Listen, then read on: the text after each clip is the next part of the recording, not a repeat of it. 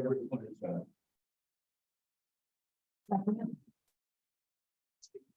I'll second it. Judy. Judy. Motion made and seconded. All in favor? Any opposed? I did.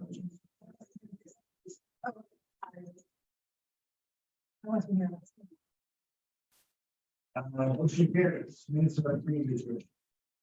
First item on our agenda is an application by Horizon Solar Power. Regarding its third presentation today regarding the subdivision site plan and special use permit for the solar array located at 7869 Road, Kirkville, New York. Now, Andy is with us. Yes, can you hear me? But we can hear you. Okay, I'm having a little trouble hearing the board. I will try my best, but at least I hear you fairly well. So maybe you can translate if I can't, if I don't hear comments or questions. But thank you. Happy to be back virtually this time. What I have today to discuss is, the polls that we talked about at our last meeting, and essentially, we have been able to prepare some renderings for those. I apologize for the first rendering. Honestly, we were trying to get whatever we could in front of you guys as quickly as we could. And, it did really represent the situation very well. And it was just not effective. We did another round at the end of last week, which we weren't happy with as well, but which I can share with you tonight. And then finally, just a couple hours ago, I got the final set of renderings, which I think is appropriate, and I think will it achieves the visual look of what we are trying to get. So we still are interested in going with the pole mounted interconnect. That's what we would like to ask for the board's consideration. And my goal is that by the end of my presence here tonight, that we have some clear direction as to which way we are headed. We have made some tweaks to our site plan to answer and address some of the other topics that came up at our last meeting, and we are prepared to submit those to the town probably tomorrow, or they might actually land on Lisa's desk on Wednesday, which is the deadline for the March 27th meeting, where we can talk a little bit more in depth about everything else related to this project. And depending on where we go from here, obviously we'll need one more tweak we may need one more tweak to the site plan. But I'm hopeful that after the next meeting, we can be in a place to think about a public hearing and seeker and take some more steps to get this project approved. So any thoughts or comments before I share my screen and dive into these renderings? Great. I don't think so. None of us have seen that new drawing that you just put forward. Sorry, Lisa, would you mind repeating that? You sent the drawings so late that nobody was able to see the drawings. So go ahead. Yes. Go ahead and start. Yes, exactly. And again, forgive me for that. GEI is a great company, and they just had, frankly, this is not their only project they're working on. And so the fact also that we had, the renderings that at the end of last week that I didn't feel were sufficient to send to you for your review, knowing that they would probably be subject to some of the same criticisms as the first one. So having said that, let me just get into the renderings themselves. Are you all able to see my screen? Yep. Yeah. Great, thank you. Okay, great. So as we go through, what I'm going to do is I'm going to start from the east. I have a total of 5 renderings. I'm going to start from the east, a location about 150 feet east of our access road. And then that'll be the first one you see. And then it'll be a little closer to the access road, then more or less head on with the access road. And then another from the west looking east, and another from farther west looking east. So this is the primary one that I think is helpful to see. This is as you're traveling west on Peck Road, so east of the project area. You can see the existing barns that are on the Warner's property. The kind of yellowish one right in the center, off to the right, is the southernmost one on the property. And then you can see our 5 poles arranged behind it. You can also see I believe it looks like there are 8 evergreens. These are arborvitae that we have superimposed, that we propose as some additional visual, I will call it screening really, but visual additions, landscaping additions to help break up the outlines of those poles. They're not meant to prevent them from view, but they're meant to help alleviate what the board, the negative aesthetic that this board feels might come from these poles.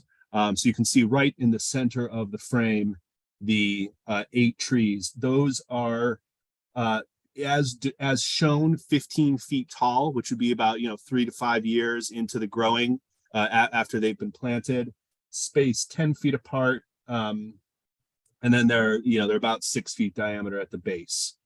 So they start 35 feet up from the road in order to maintain spacing from National Grid's existing line, as well as any, there's like a little drainage ditch up there and things like that. So that's what we're looking at for this first one. Yeah. Andy, hang on just a second. Yep. What he's saying is they're all a visual, there's the trees, the lines of trees are simulation that are intended to, or not screen, but by similar type of visual aesthetic as the poles. Similar as One of those would be underground. And I'm having difficulty understanding, why are you showing us poles? so I didn't hear the first part. It was about the aesthetic of them trying to match the poles. And then I'm not sure who that was who said, why am I even showing you the poles? Yeah, show me what it looks like with everything underground. That's what I'd like to see. All right, well, at our last meeting, based on Ms. Reynolds' request and based on where I thought we were going and still trying to consider the poles as an option for the project, I think it was important to show what the poles look like. Well, I'm not sure what other people on the board want. I'm just one vote, but I'm not going to vote for something that has poles like that. And I don't like the idea of getting something like this 2 hours before our meeting. Who is that speaking? Before I make a guess. Rosetti speaking. Mr. Rossetti, thank you. I thought I recognized the voice, but I can't see. I'm not looking at the YouTube, so I can't tell. So thank you. Yeah, getting something 2 hours before the meeting, I agree. That is not ideal. We wanted to get you something adequate earlier. That didn't happen because of the short time frame we were looking on.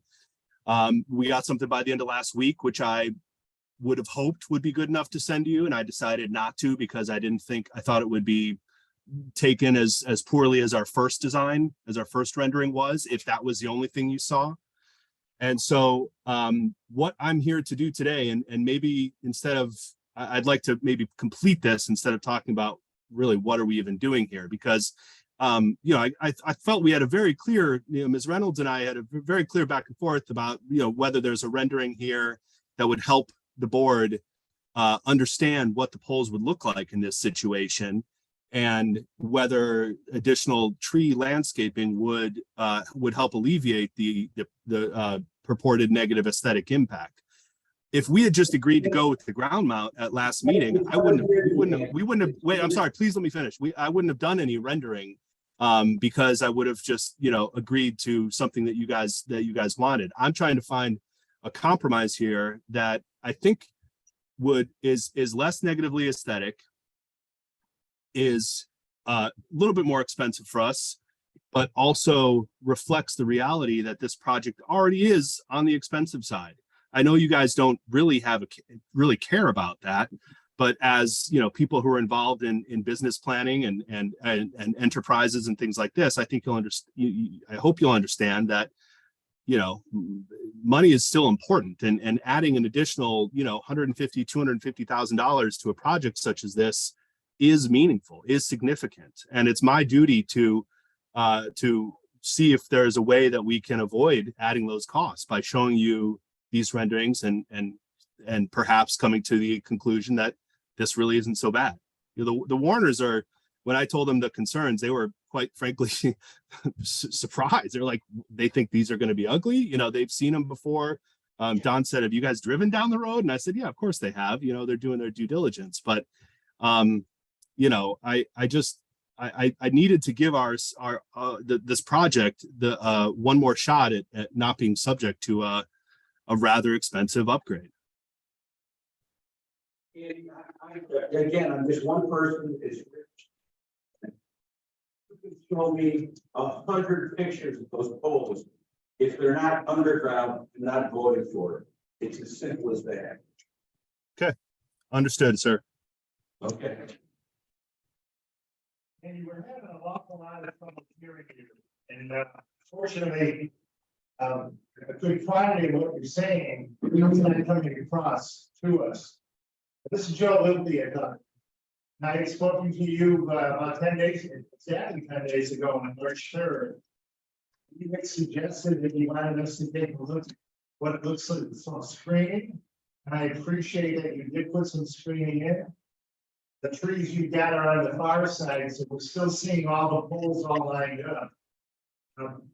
In our conversation, you also indicated you were following through with National Grid about talking with them out underground, perhaps coming up with a cost of what it would take to put it underground.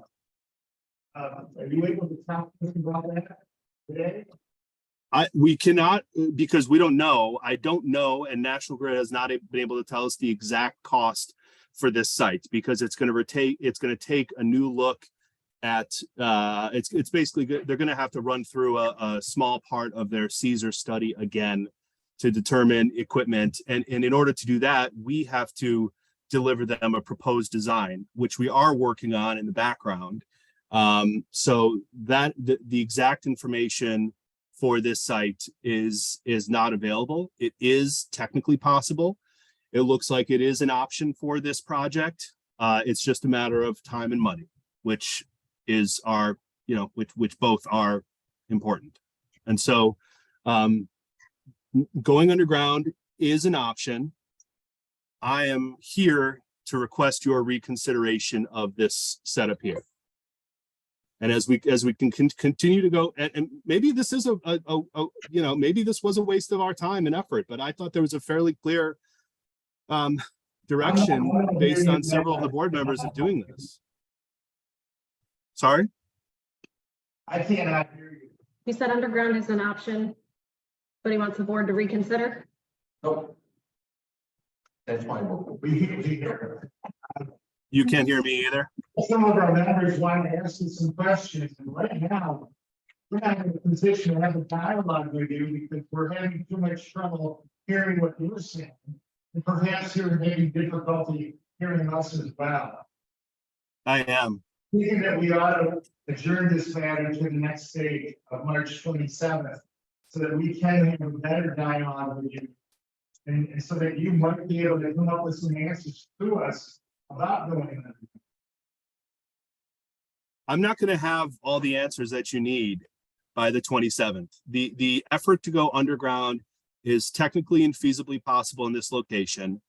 But I'm not going to be able to say exactly what it costs. And frankly, I'm not going to be able to say exactly what it costs, because National Grid is not going to be able to tell us exactly what it costs until we are likely through this process or near the very end. But and just stop for 1 second, okay? So what I'm hearing is National Grid is saying yes, it's possible to put lawyers underground. They can't come up with a cost for them at this point because they have to redesign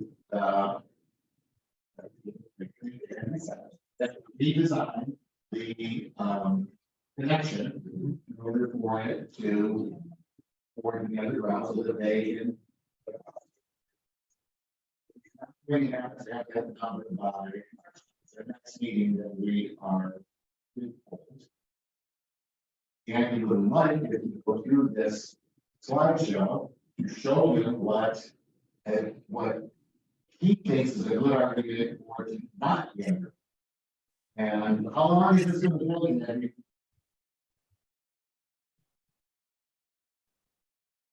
Andy, how long is this still gonna be? How long is National Grid going to be? No, your slides?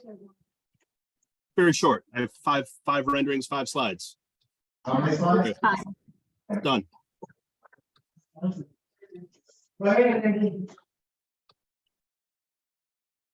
So from far east, from closer east, the one you saw before, kind of looking straight up. From the west, farther from the west.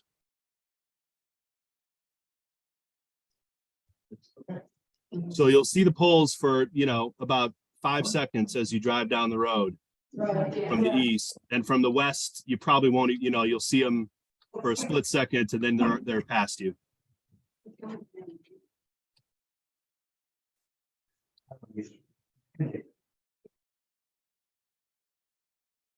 All right, so everybody's seen the slides. I think the first question that's come up, Andy, is if you're gonna put a row of trees on that side of the road, I think you put a row of trees on the other side of the road and the other side of those poles. Screen them. Because we have to stay a certain distance away from the power line for electrical safety standards. So you're telling us you can't do it. Sorry? You're telling us you can't.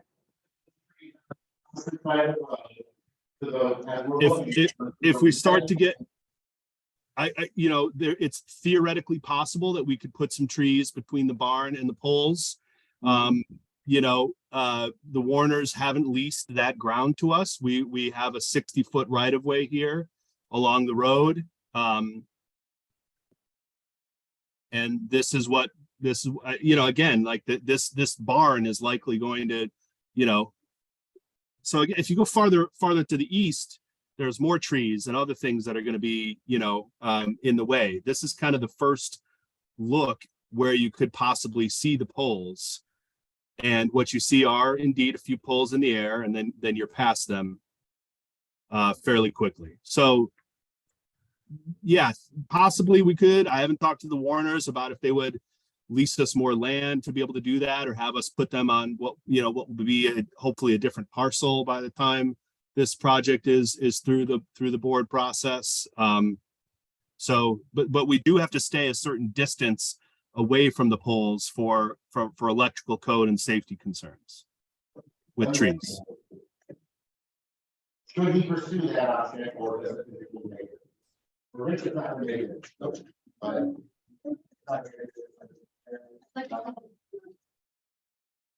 I'm saying we have one more than Eric, maybe like have them with it. But does anybody think that trees on the other side of the pole, street down? Okay, so don't even pursue that option. I'm sorry, could you say that the very last thing you just said about that option? Don't pursue that option with the trees on the other side. Don't. Okay. The slides make any difference to anybody. In terms of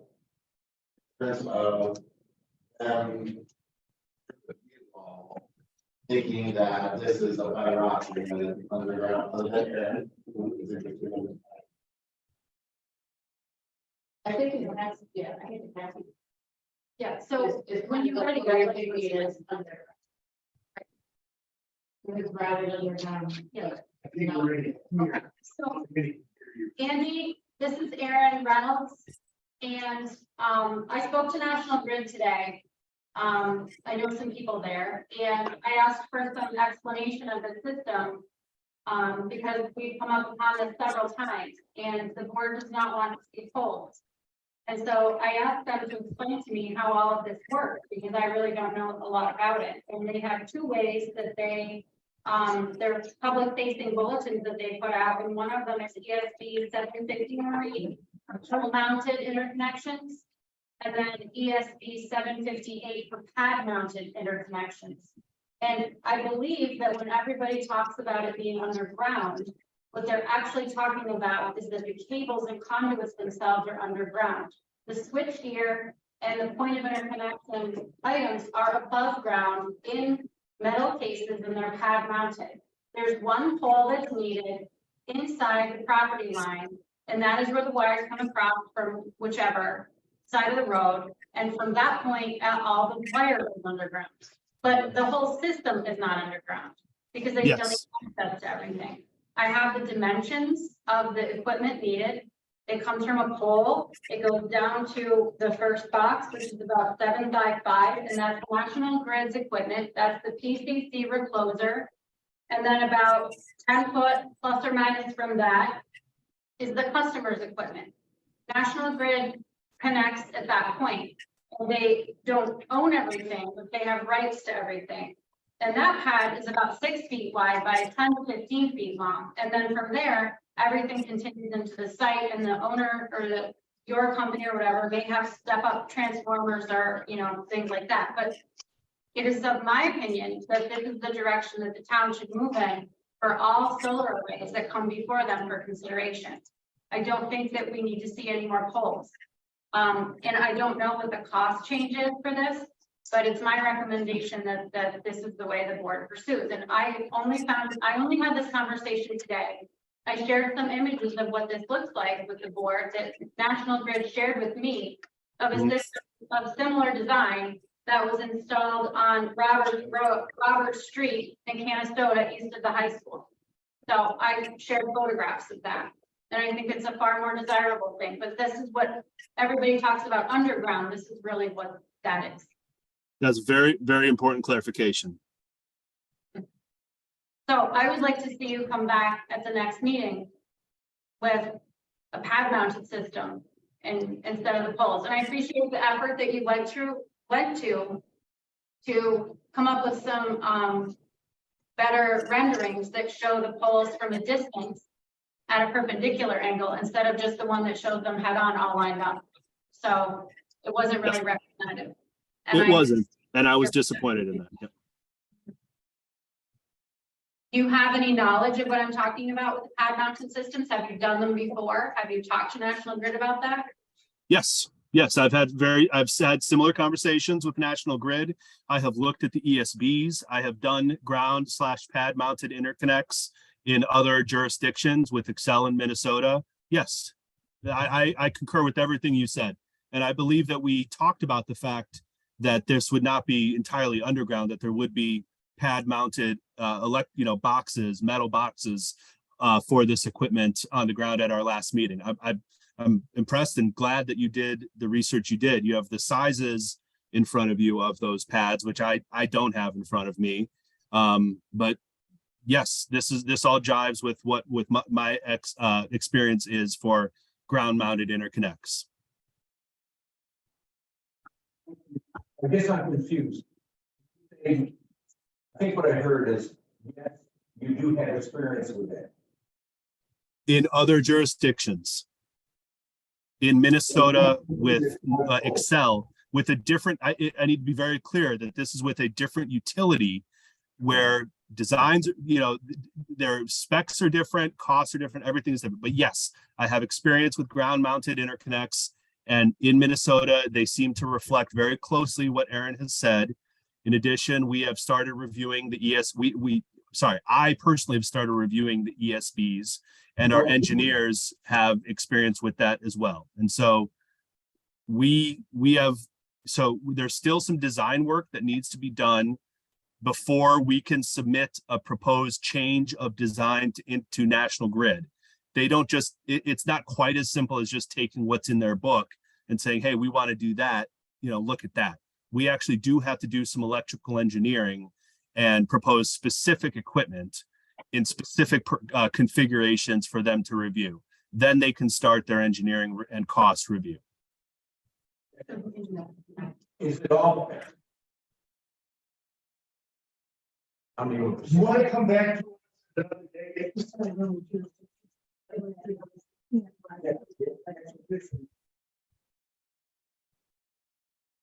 You maybe one of the landscaping around. Right, Yeah, 30 feet tall. yeah, Andy, because we've done that in other. Yeah. Arthritis around that. Ready to show. Andy, Yes. so when they were talking about underground system. And that's what we started out with today. You're understanding that that would be a pad mounted system like Aaron talked about? Yes. Then why don't we look at? So, We talked about this last week. so, yeah, but we talked about screening the. Yes. pad mounted. Yes. Okay, so clearly this board not in does not want these poles. They want a pad mounted system. That's what we talked about from the beginning. And we expect that at the next meeting, we'll have some things, I guess, that show that. Somewhat. Renderings to show that. If we're gonna do that, do we need more renderings? You've said you want that. We can screen it. We can propose some screening. You've seen it. And for your next submission, we would like to see a rendering of the pad mounted equipment. Okay. The pole that's required as it transitions from grid over just behind the property line. It's just onto the private property. And there it goes in underground, and then it's underground from there, but there are the 2 boxes above ground. The generic sizes are typically available from National Grid, but I understand. we would like to see that screened.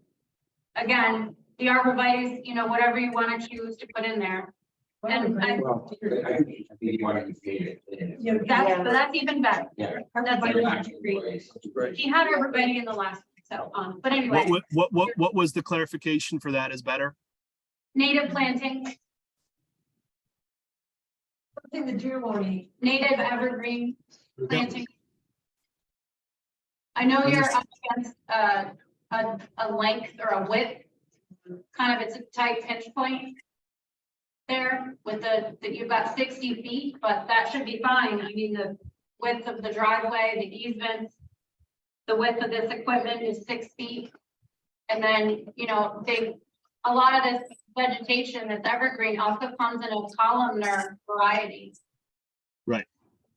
So, and I would like to see the rendering for that, that like you've done. So I would suggest that you come back when you can get that stuff submitted. Can you get that done by the next meeting? The problem is that the submittal deadline for the next meeting is this Wednesday, 2 days from now. So essentially, 1 working day and a half. I will not be able to deliver anything by that time frame regarding this matter. I have other revisions to the site plan that I had intended to submit. I also need, at least I'd appreciate any help you have in translating this, but I also want to make sure that while National Grid's example equipment is useful, it may not be exactly the dimensions and exactly the equipment that ends up being used out there because of the fact that those are examples and that our electrical engineers will provide a design that takes into account a number of different factors. And so I just want everybody to be prepared that if it might not be exactly as Aaron describes. I understand that. And Thank you. the dimensional changes on those things would be a couple feet. Right. Agreed. Yes. So I wouldn't let that hold you up. It won't. I just wanted to, I didn't want to come into a situation where everybody, where some of the board members were expecting it exactly, 7x5 recloser box and a 6x10 other box and that it doesn't look exactly that. On a side like that. And then you found out after Grid did their numbers and came back to you that it was going to be 2 foot bigger. I would suggest for myself that would be something that could be handled in a site plan modification. Include Because Grid doesn't play they work. They don't always work that. So Andy, when do you want to come back? April 10th? April 24th.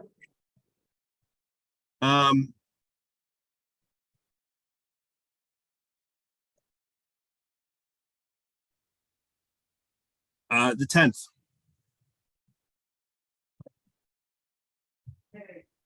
And if we can wrangle something together,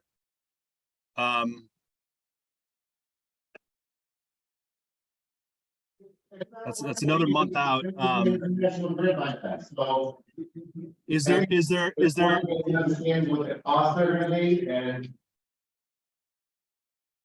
I don't think we're going to know the costs by April 10th.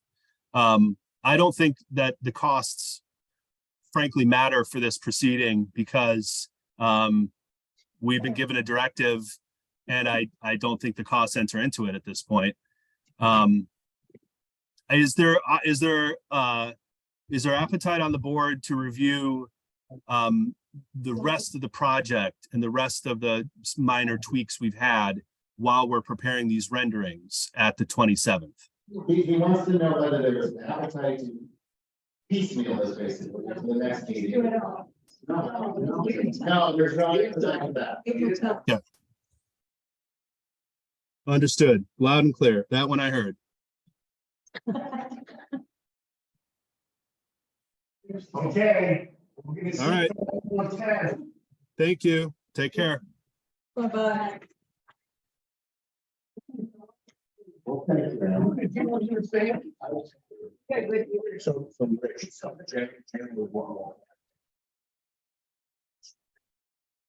Really won't go to. Time, so they know the calendar on board with the site. So they'll give us a preliminary, okay, design concept, then they. That's why there might be an amendment to. Yeah. Okay. But it's true. So, It shouldn't be anything. no, and that would be, in my opinion, the proper use of that type of procedure. But one of the things that I think is getting lost in translation here is that first, I don't know if y'all saw the picture that I sent of the one that's over at Canastota. The first green box is attached to the email. Lisa, can you put that up on the screen?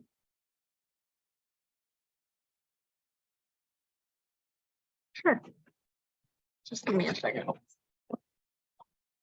So while she's doing that, I'm not sure how much board has gone into solar arrays and solar, the next page.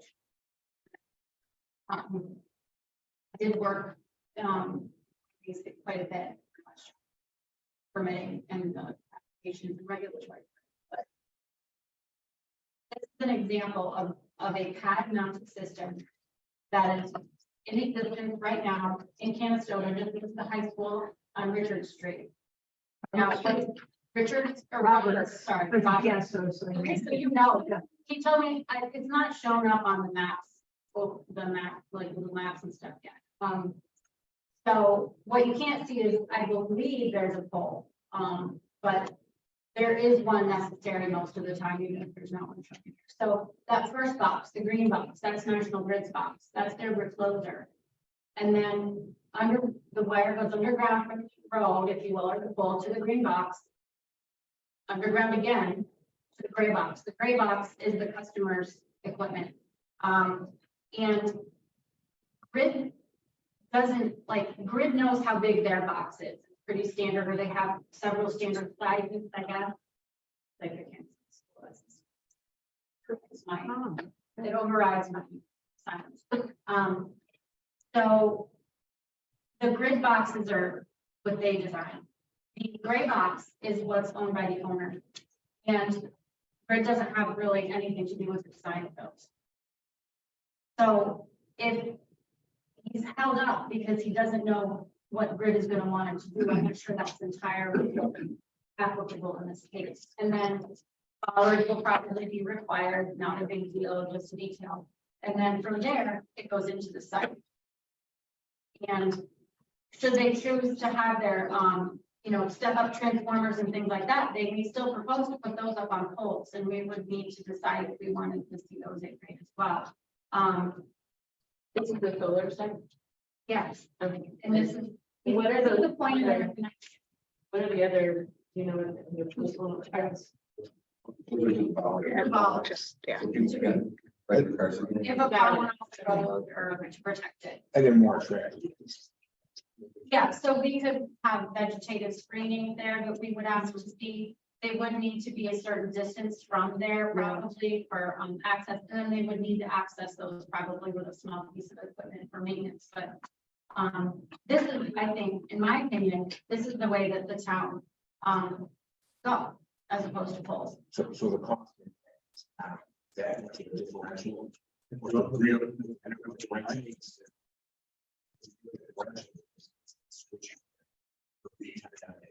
Switch here. 40 to 60 weeks. What's in the silver box, the gray box? So that's more. Talking to agree, that's confirmed. The other. There be solar that. There's a lot of electric components. There's so much of this coming forward right now. And I think we really need to establish like what we feel, because there's no code, you know, code Part of it. part right now. And I don't know if y'all have had a chance to look at the draft comprehensive plan. But this is something that I think is gonna come into play. If you could go back to the other thing, please, Lisa. This is a map from National Grid's website. It shows, and I outlined roughly Manlius and black line. The green lines show where the dark blue shows where the grid is able to receive power. If you look up at the top, I put a title on it. I can screenshot this. I can't put it on it. Right. The amount of power that can be taken into the grid. So there's not a lot of area in Manlius where the grid can accept power. And so these are the areas, the darker red is a no, and then as you get closer to the blue, probably the areas where we're going to see more applicants before us. I think the other take into account is this energy market. So, already not decided to grid, what you may be seeing in the near future. Our firm is currently working on some of this.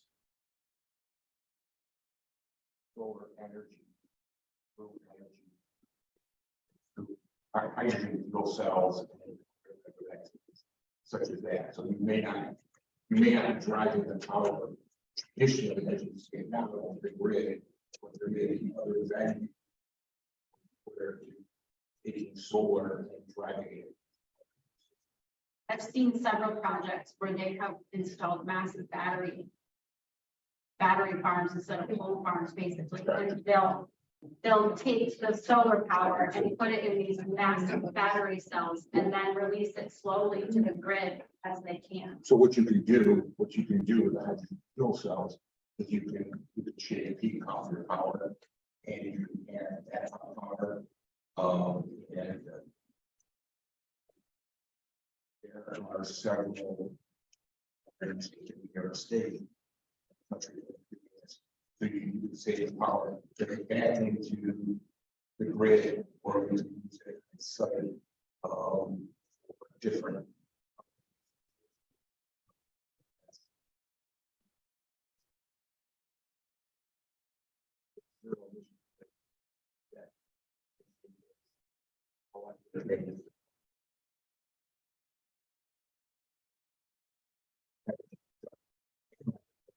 Over the next 10 to 15 years.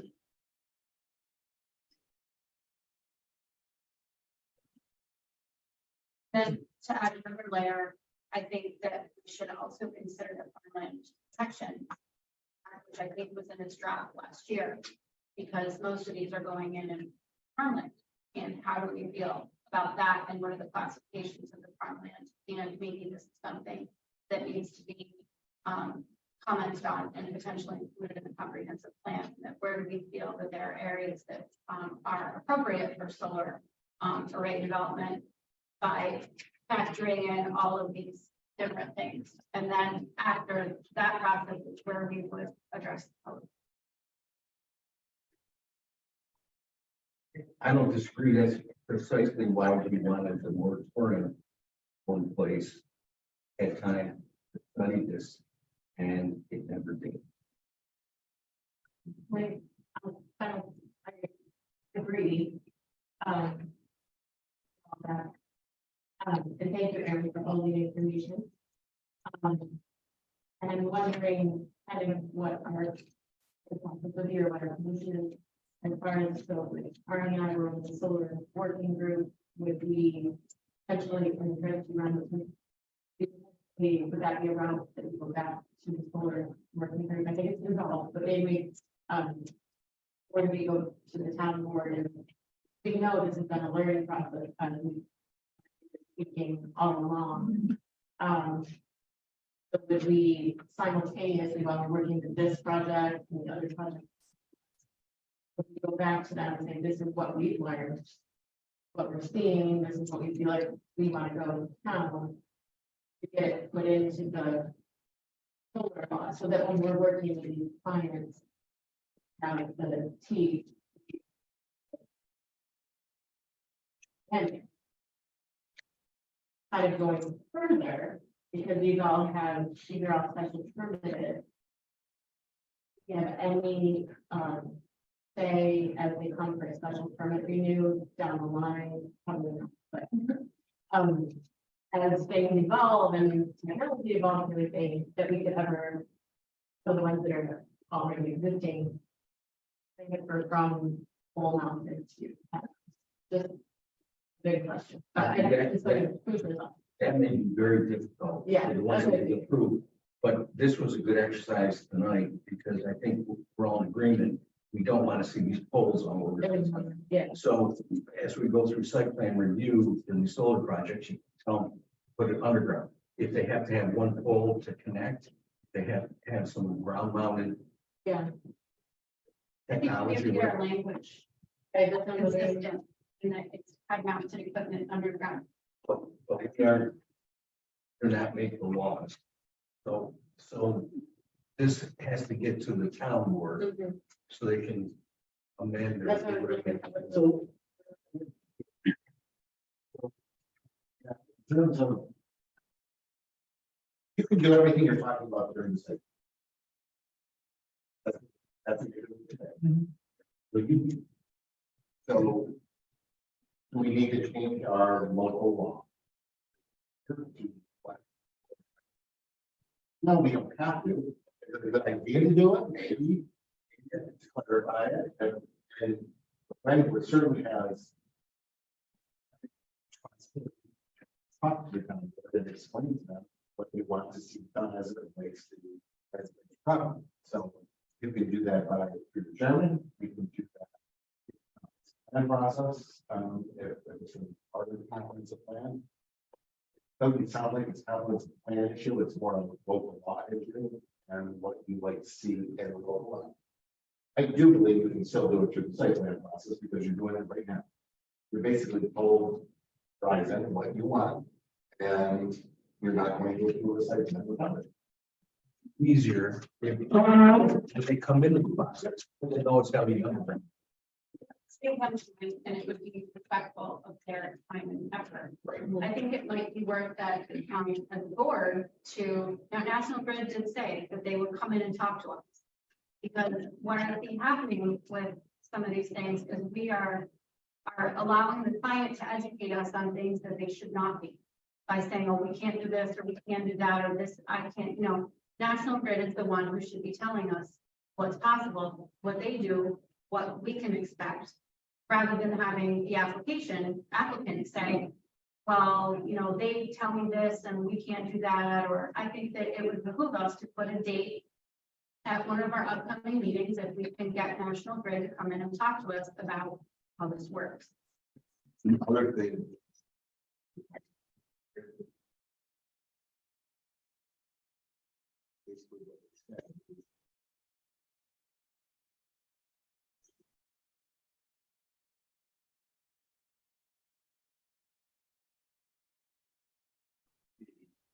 that maybe weren't paramount when you first started.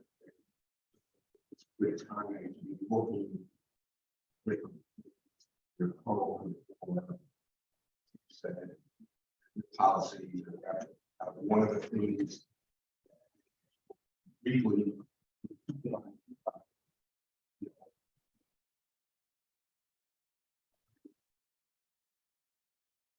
Mike wants to design that. Right, design guidelines apply to solar. They like we talked tonight, they want to apply to native plantings.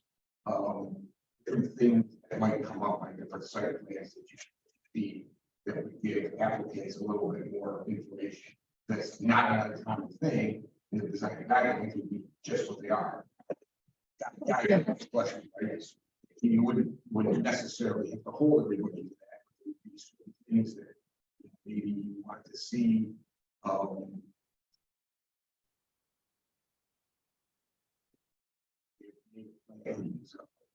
Some lighting things that site things come up that you don't necessarily want to change the whole code. You might want to supplement your code and say, you know, here's what we're going to be looking at. We traditionally don't get a lot. And like I said, it's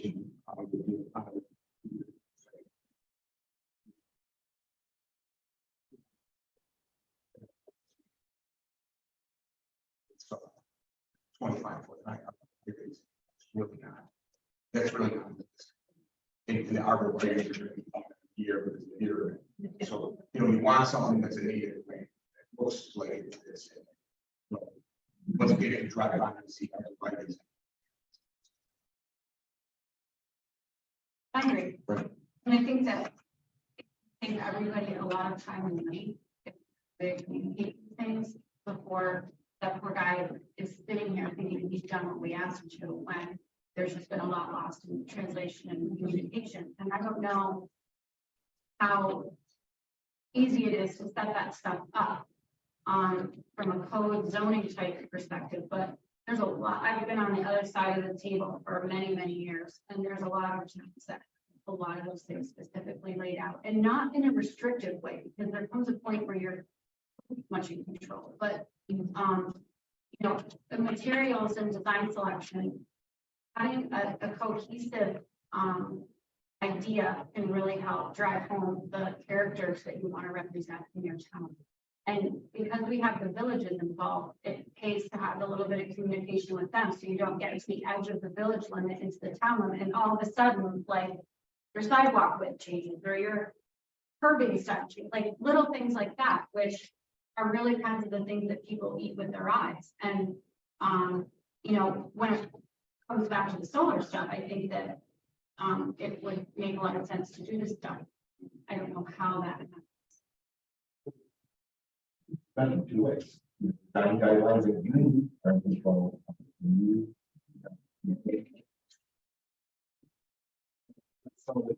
So form you do it in a local law. Design guidelines are more flexible than local law. Why don't you put it in the local law? That's it. So what do you think about the input from the planning board as a body? The comprehensive. That's what I was going to address. See? We've all been provided with a 63-page comprehensive plan, proposed comprehensive plan. I wanted to put it on a calendar for our next meeting, to have a discussion regarding the comprehensive plan with suggestions and ideas that are going to go back to the town board. The town board is going to come and visit us in April. Town board wants to discuss the comprehensive plan and details of the comprehensive plan. Only be fitting be forward with our recommendations and view of it and engage them with our input prior to them coming to see us.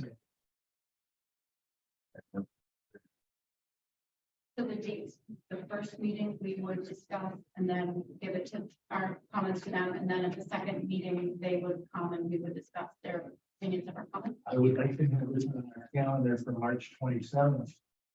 To have a discussion after our calendar is over, just discuss the comprehensive plan, see what recommendations we have relative to this in there that we like, and what is not in there that we want in there. And again, the town told me this past Thursday that they are coming and they're gonna visit us in April, and we would like to speak to us about the comprehensive plan. And I told them we would absolutely welcome it. That might be a good opportunity. Or. Yeah. Absolutely. Whatever changes. There've been some that have been done and there's been no one having some. It has nothing to do with no. I know. We but have one. approved. No, there have, I don't know if there have been solar projects in the villages. Just up here. I believe there's one of them.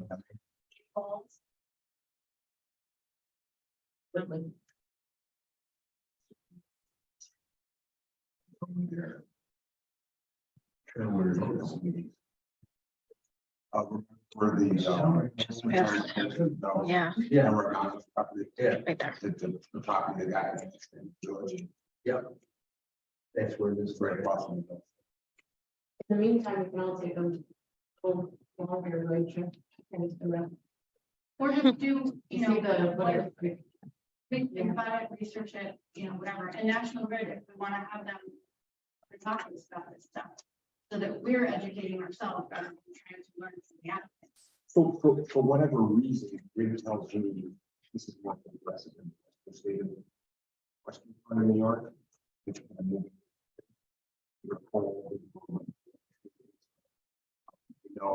In the North Country, places like Henderson.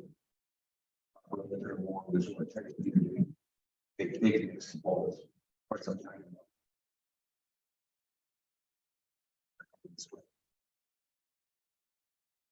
Yeah, approved. So that's done. And I worked with 3.5 megawatts.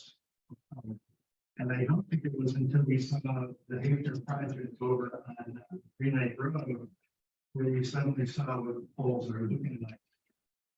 No, they're invisible. See them, and so we did not know what we before.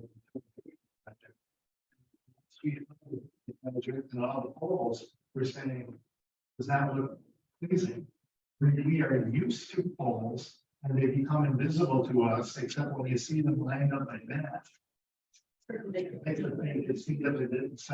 think that has affected all of us to the extent that we do not. Several of us have contacted the National Grid to talk to the National Grid about what the requirements are and what you can do. You laid out the line, it's exactly what I did, all the National Grid requirements. So they really need one.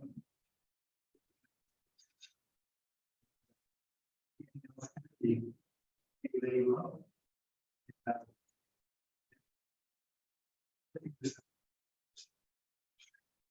So you're saying you're not gonna get any longer. Some they ask next week. We're really look at it. See, these things are getting here. This thing, my discussion, China, get into the next meeting.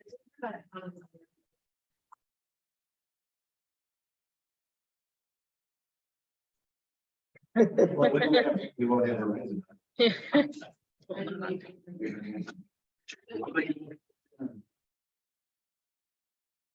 Second, we adjourn, all in favor? And adjourn.